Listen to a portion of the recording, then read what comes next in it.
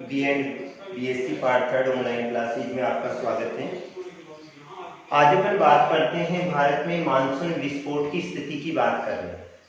अपन अध्ययन कर रहे हैं, भारतीय जलवायु का अध्ययन कर रहे हैं और भारतीय जलवायु में अपन वर्षा ऋतु का अध्ययन कर रहे हैं। वर्षा ऋतु में यानी मानसून का आगमन किस प्रकार होता है, तो मानसून के आगमन की बात करें,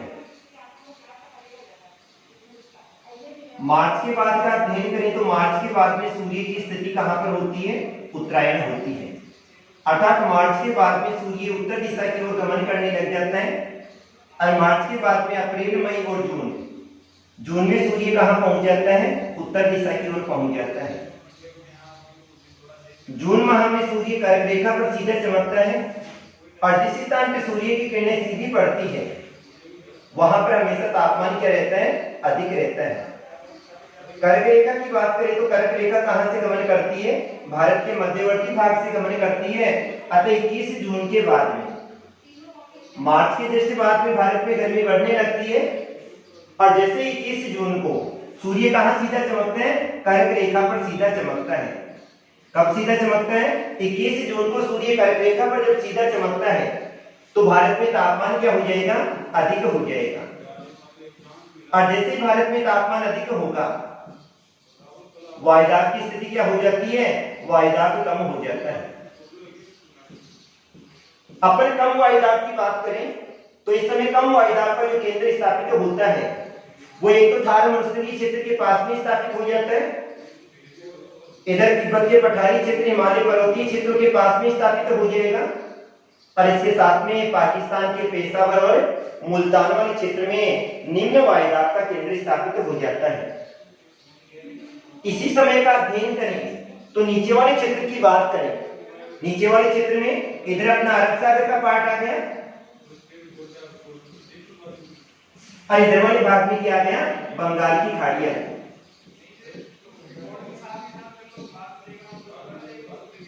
भारत में तो इस समय की स्थिति क्या रहती है, तापमान अधिक होगा और तापमान अधिक होने के कारण से भारत में वायुदाब क्या हो जाएगा, कम हो जाएगा। लेकिन इस समय का अध्ययन करें तो हिंद महासागरीय क्षेत्र में अर्थात अरब सागर और बंगाल की खाड़ी, इधर वाले क्षेत्र में सूर्य की किरणें जब तिरछी पड़ती है तो सूर्य की किरणें तिरछी पड़ने के कारण से यहां पर वायुदाब क्या रहेगा, उच्च वायुदाब रहेगा। नीचे कौन सा वायुदाब होगा, उच्च वायुदाब होगा। अब पवन किधर गमन करती है, पवन हमेशा उच्च दाब से निम्न दाब की ओर गमन करती है। पवन का जो वेग प्रवाह होता है वो किधर होगा, उच्च दाब से निम्न दाब। अब पवन किधर से चलेगी, महासागरीय क्षेत्र से किधर की ओर चलेगी, स्थलीय क्षेत्रों की ओर चलेगी। इधर बंगाल की खाड़ी से चलेगी और इधर वाली पवन कहां से चलेगी, अरब सागर से चलेगी। उच्च दाब से निम्न दाब की ओर आने वाली पवनें जब गमन करती है तो महासागरीय क्षेत्र से आती है और जब ये वाली पवन महासागरीय क्षेत्र से आती है तो आर्द्रता से परिपूर्ण होती है। जब ये वाली पवन आर्द्रता से परिपूर्ण होती है और इसको जैसी अनुकूल परिस्थितियां मिलती हैं ये वर्षा करना प्रारंभ कर देती है। जब अरब सागर और बंगाल की खाड़ी से मानसून भारत में प्रवेश करता है तो ये वाला मानसून दक्षिणी पश्चिमी मानसून के नाम से प्रवेश करता है और जैसे ये मानसून अंदर प्रवेश करता है सबसे पहले भारत के जो तटवर्ती क्षेत्र हैं इन तटवर्ती क्षेत्रों में वर्षा होना प्रारंभ हो जाती है। अर्थात जो ये वाले तटवर्ती क्षेत्र हैं इन तटवर्ती क्षेत्रों में क्या होने प्रारंभ हो जाएगी, वर्षा होना प्रारंभ हो जाती है। जैसे ही मानसून आंतरिक भाग की ओर प्रवेश करता है, इस समय मानसून दो शाखा के रूप में प्रवेश करता है, एक अरब सागर की शाखा और दूसरा बंगाल की खाड़ी की शाखा। अरब सागर की शाखा जैसे यानी तटवर्ती क्षेत्रों से टकराकर गंगा के मैदान की ओर प्रवेश करती है, राजस्थान वाले क्षेत्र में अरावली पर्वतीय श्रृंखला समानांतर होने के कारण से ये दो शाखा के रूप में विभक्त हो जाती है। एक भाग इधर से पाकिस्तान वाले क्षेत्र की ओर निकल जाएगा और दूसरा भाग तापीय संकल्पना के कारण से सीधा कहां जाकर टकराएगा, हिमालय पर्वतीय क्षेत्र से टकराएगा। इधर वाले भाग से अध्ययन करें तो बंगाल की खाड़ी की शाखा सीधी की सीधी कहां जाकर टकराएगी, हिमालय पर्वतीय श्रेणी से टकराएगी। इस हिमालय पर्वतीय श्रेणी में उच्च चोटियां स्थित होने के कारण से ये मानसून को रोकने में समृद्ध होती है, और जब ये मानसून को रोकने में समृद्ध होती है तो इन क्षेत्रों में भयंकर वर्षा होती है। इन क्षेत्रों का अध्ययन करें तो गारो, खासी और जयंतिया की जो पहाड़ियां हैं वहां पर मासिन राम गांव है मेघालय में, उसी स्थान में सर्वाधिक वर्षा होती है। पहले कहां पर हो रही थी? चेरापूंजी में, और फिर बाद में कहां पर हो रही है? अभी मासिन राम गांव में हो रही है। तो सर्वाधिक वर्षा वाला स्थान आ जाता है। इसके इधर वाले क्षेत्र का अध्ययन करें। इस क्षेत्र को अपन कहते हैं वृष्टि प्रदेश कहते हैं। क्या कहते हैं? वृष्टि प्रदेश कहा जाता है। जिस स्थान पे वर्षा होगी कौन सा प्रदेश हो जाएगा? वृष्टि प्रदेश है। इधर वाले पीछे वाले भाग का अध्ययन करें तो पीछे वाले भाग पे वर्षा की मात्रा कम होती है, और यहाँ पर वर्षा की मात्रा कम होने के कारण से इस प्रदेश को क्या कहा जाता है? वृष्टि छाया प्रदेश कहा जाता है। क्या कहेंगे? वृष्टि छाया प्रदेश है। छाया प्रदेश का मतलब होता है ये ऑपोजिट दिशा में आ जाता है, विपरीत दिशा में आ जाएगा, अतः यहाँ पर सूखा पड़ने की स्थिति होती है, अर्थात यहाँ पर वर्षा की मात्रा क्या होती है? कम होती है। अब कई बार स्थिति होती है मानसून पर अल नीनो और ला नीनो प्रभाव की स्थिति उत्पन्न हो जाती है। ये वाली स्थिति कब उत्पन्न होती है? जब हिंद महासागरीय क्षेत्र में उच्च दाब होगा और भारत वाले क्षेत्र में क्या होगा? निम्न दाब होगा। लेकिन इसी समय का अध्ययन करें तो इधर वाले भाग में जहां पर क्या आ जाता है? प्रशांत महासागर आ जाता है, और इस प्रशांत महासागरीय क्षेत्र में गर्म जलधारा आ जाती है। जब इस क्षेत्र में गर्म जलधारा का आगमन होता है तो यहां पर कौन सा वायुदाब हो जाएगा? निम्न वायुदाब हो जाएगा। उसी समय हिंद महासागर में उच्च वायुदाब था, अतः यहां से पवन भारत की ओर प्रवेश न करके और सीधी किधर की ओर प्रवेश कर जाती है? प्रशांत महासागर की ओर प्रवेश कर जाती है। और इस समय की स्थिति क्या होती है? भारत वाले क्षेत्र में अकाल की स्थिति उत्पन्न हो जाती है और भारत में वर्षा नहीं हो पाती है। अब अपन बात करते हैं अपने चौथी ऋतु की। 3 ऋतुएं हो गई, शीत ऋतु हो गई, ग्रीष्म ऋतु हो गई, और तीसरी अपनी आ गई वर्षा ऋतु। चौथी जो ऋतु आती है वो आती है मानसून प्रत्यावर्तन की ऋतु।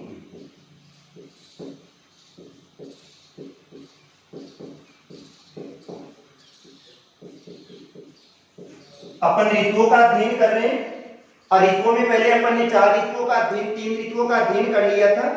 अपनी चौथी जो ऋतु आती है उसको कहा जाता है मानसून प्रत्यावर्तन की ऋतु। इसके साथ में इसको शरद ऋतु भी कहा जाता है। क्या कहा जाता है? मानसून प्रत्यावर्तन की ऋतु भी कहा जाता है, और क्या कहा जाता है? इसको शरद ऋतु भी कहा जाता है। ये वाले सितंबर से लेके 30 नवंबर, सितंबर से 30 नवंबर का जो समय होता है उसको क्या कहा जाता है? मानसून प्रत्यावर्तन की ऋतु। तो मानसून प्रत्यावर्तन की ऋतु का आगमन किस प्रकार होता है? अपन पृथ्वी के संदर्भ में अपन ने अध्ययन किया था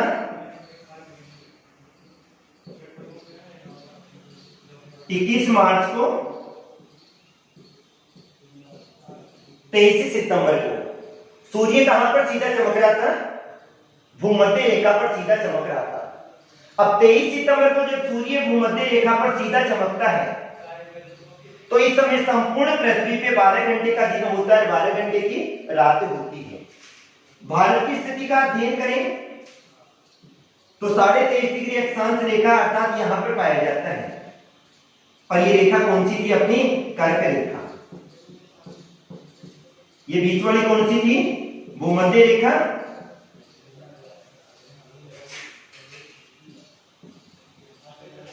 और नीचे साउथ में कौन सी हो जाएगी? मकर रेखा। अब इन स्थितियों का अध्ययन करें। अपन बात कर रहे हैं मानसून प्रत्यावर्तन की ऋतु का जो समय होता है वो सितंबर से लेकर नवंबर में होगा।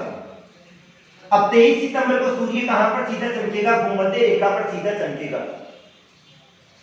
यहां सूर्य सीधा चमक रहा है तो इसका मतलब क्या हुआ, यहां पर तापमान अधिक होगा, यहां पर कर्क रेखा पर सूर्य की किरणें तिरछी पड़ेगी।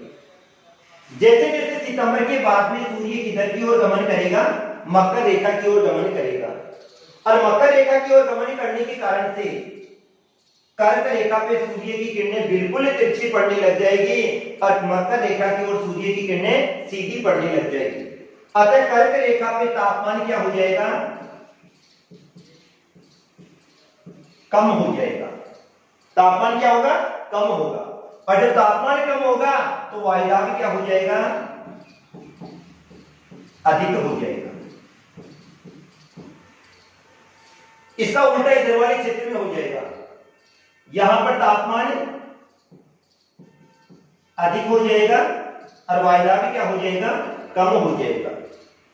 अब भारत की स्थिति के संदर्भ में अध्ययन करें।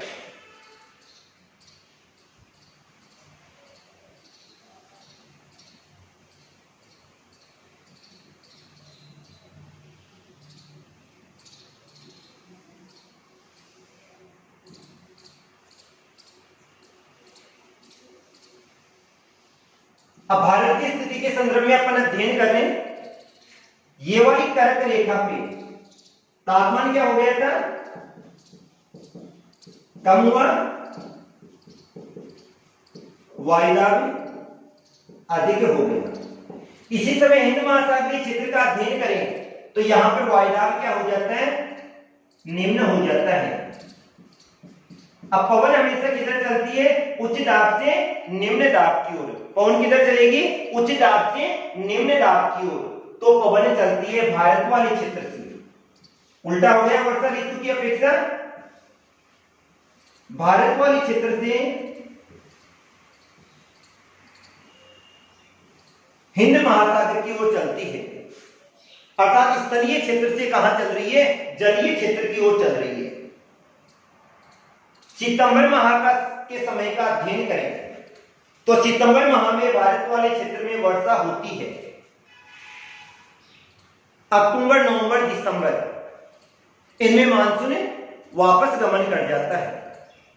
मानसून प्रत्यावर्तन का मतलब होता है लौटता हुआ मानसून। क्या होगा, लौटता हुआ मानसून। तो भारत में जैसे ही वायुदाब अधिक हुआ, भारत वाले क्षेत्र से पवन किधर चलने लग जाती है, जलीय क्षेत्र की ओर चलने लग जाती है।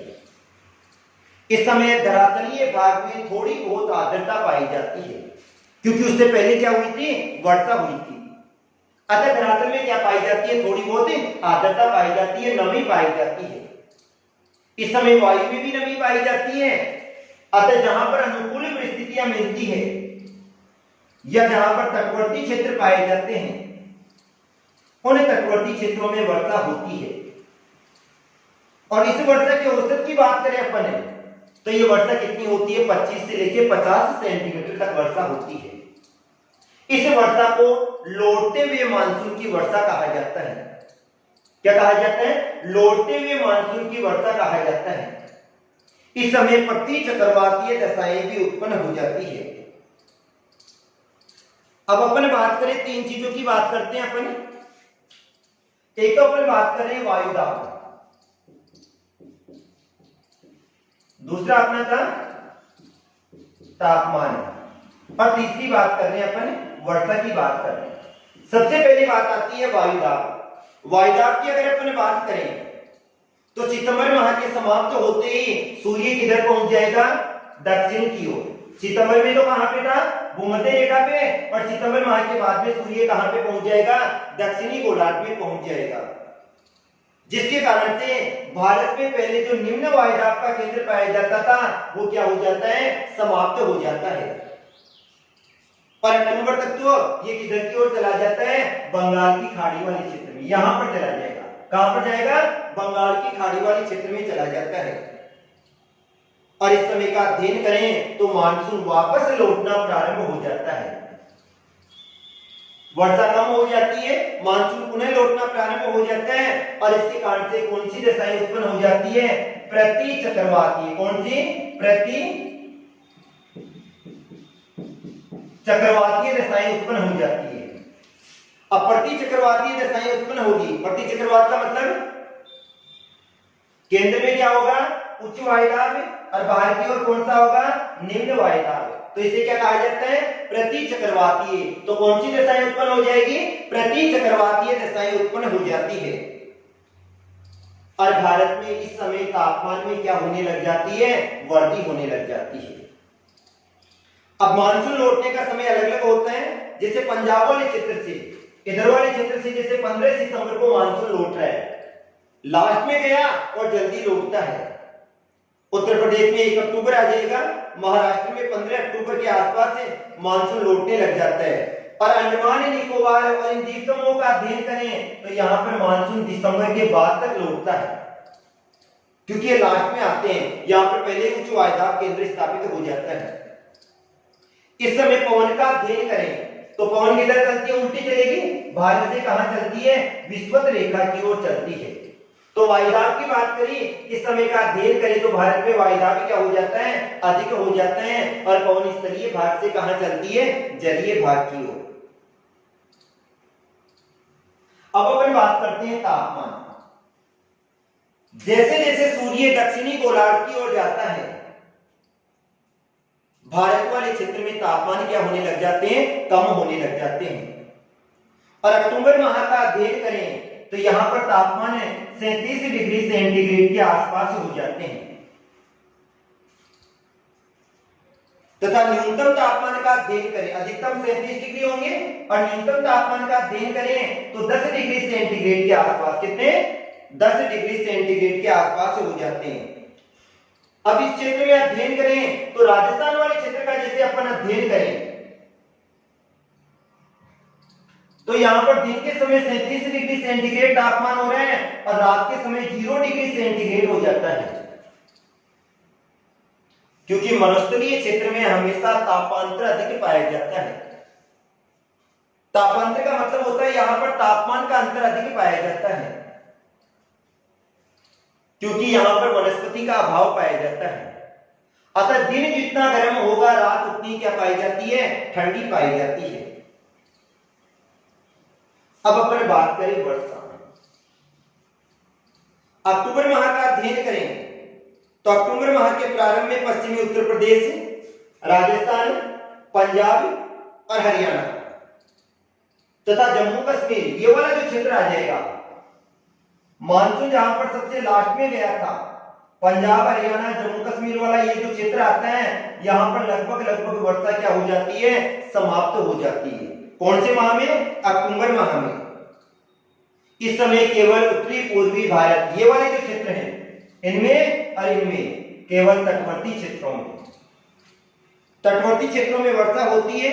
और इस समय कोरोमंडल तट का अध्ययन करें, ये नीचे वाला जो भाग आ जाएगा,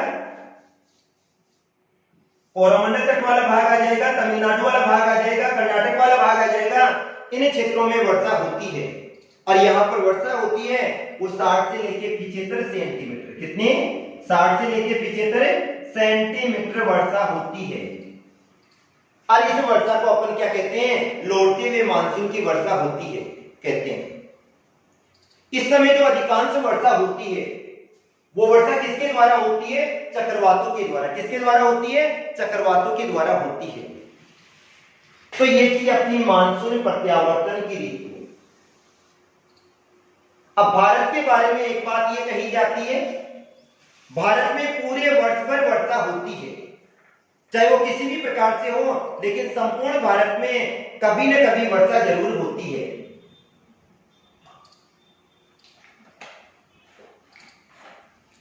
भूगोलवेत्ता केंटू के अनुसार भारत में प्रत्येक महीने वर्षा होती है। जनवरी फरवरी से ले अपन जनवरी और फरवरी दोनों में वर्षा होती है। और ये वाली वर्षा किसके द्वारा होती है, चक्रवातों के द्वारा होती है। जनवरी फरवरी में चक्रवातों के द्वारा होगी। मार्च में पश्चिमी बंगाल और असम में वर्षा होती है। मई और जून तक होती है। जून से लेकर अक्टूबर तक का अध्ययन करें, जून, जुलाई, अगस्त, सितंबर और अक्टूबर, ये वाली मानसूनी वर्षा होती है। अक्टूबर के बाद में नवंबर, दिसंबर, ये लौटते हुए मानसून की वर्षा होती है। तो भारत के प्रत्येक महीने किसी न किसी स्थान पर वर्षा जरूर होती है। अब बात आती है भारतीय मानसून की विशेषताएं, यानी भारतीय मानसून की क्या विशेषताएं पाई जाती है।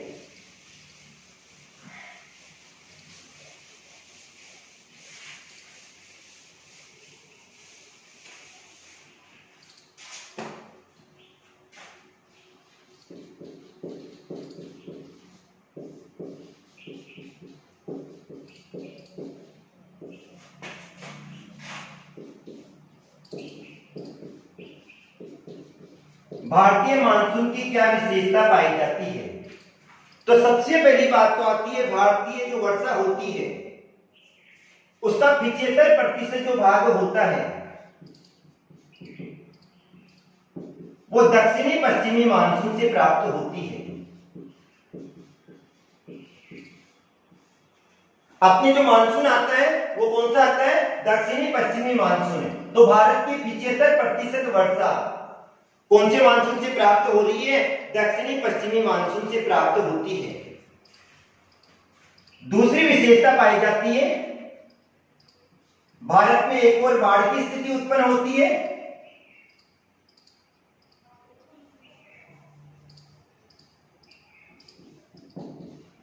और दूसरी ओर अकाल की स्थिति उत्पन्न होती है, यानी सूखा पड़ता है। यह स्थिति होती है एक तरफ अत्यधिक मात्रा में वर्षा हो रही है, अपन पेपर पढ़ते हैं, न्यूज़पेपर पढ़ते हैं, एक भाग खोलकर देखते हैं उड़ीसा में बाढ़ की स्थिति उत्पन्न हो रही है, अंदर देखते हैं राजस्थान में मिट्टी में दरारें दिखाई देती है, राजस्थान में सूखे की स्थिति उत्पन्न हो रही है। तो एक और तो बाढ़ की स्थिति उत्पन्न हो रही है और दूसरी तरफ अकाल या सूखे की स्थिति उत्पन्न हो रही है। मानसून का अध्ययन करें तो कभी तो समय से पहले आ जाता है, समय से क्या आएगा पहले, और समय से पहले क्या हो जाएगा, लौट भी जाएगा। मानसून कभी तो समय से पहले आता है और कभी समय से पहले क्या हो जाता है, लौट भी जाता है। चौथी बात करें, मानसून का वितरण सभी जगह समान नहीं पाया जाता है। एक तरफ 200 सेंटीमीटर वर्षा हो रही है और एक तरफ मात्र 25 सेंटीमीटर वर्षा हो रही है। तो मानसून का जो वितरण पाया जाता है वो सभी जगह समान नहीं पाया जाता है। एक तरफ अत्यधिक वर्षा होती है और दूसरी तरफ वर्षा क्या होती है, कम होती है। पांचवी बात आती है भारत में वर्षा रुक रुक कर होती है, कभी भी लगातार वर्षा नहीं होती है। आज वर्षा हो रही है, 5 दिन 10 दिन 15 दिन वर्षा हो गई, फिर 10 दिन का अंतराल आ गया, फिर वर्षा प्रारंभ हो गई। तो ये रुक रुक कर होती है। कभी वर्षा अत्यधिक हो रही है और कभी वर्षा किसके रूप में हो रही है, बौछार के रूप में वर्षा हो रही है। तीसरी बात आती है जो पहाड़ों के द्विमुखी ढाल होते हैं, एक तो मुखी ढाल होते हैं और एक होते हैं द्विमुखी ढाल। मुखी ढाल का मतलब होता है जैसे ये पर्वत है और सामने से पवन आ रही है, यहां रुकेगी और यहां वर्षा होगी, पीछे वाले भाग पे वर्षा नहीं होगी। तो ये मुखी भाग हो गया और ये कौन सा हो गया, विमुखी भाग हो गया। तो हमेशा सामने वाले भाग पे वर्षा होती है और पीछे वाले भाग पे वर्षा नहीं होती है। ये था अपना भारतीय मानसून की विशेषताएं। जलवायु का टॉपिक कंप्लीट। Thank you.